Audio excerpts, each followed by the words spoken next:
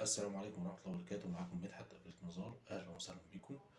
في الفيديو ده يعني في أبديت بسيط كده حابين نعرفكم بيه بالنسبة للعمولة الإضافية. بعض المصورين كانوا بيشتكوا من موضوع العمولة الإضافية على السلة، وكان عملية مرهقة شوية، فاحنا بسطناها للمسويين. تمام، فيعني هنوريكم تجربة عملية دلوقتي وازاي بيتم وازاي بنضيف عمولتك بالطريقة الجديدة. تمام، طبعا هنخش على عمولتك، مثلا الملابس اللي هو الرجالي،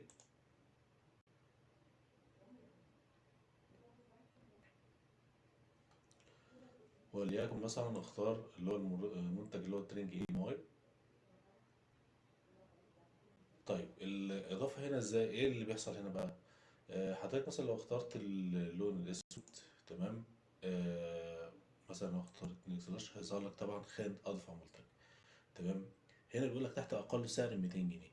تمام، يعني اقل سعر للمنتج ده 200 جنيه. حضرتك مثلا تحط عموله مثلا وليكن 50، وليكن 50. هنا بقى مش بتحط ال 50 جنيه. دي بس النقطة، الفرق ما بين العمولة الإضافية على السلة، والفرق ما بين النقطة دي. حضرتك مش بتحط العمولة 50 جنيه، حضرتك بتحط إجمالي السعر زائد العمولة.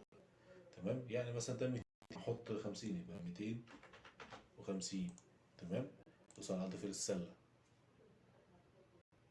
إضافة للسلة.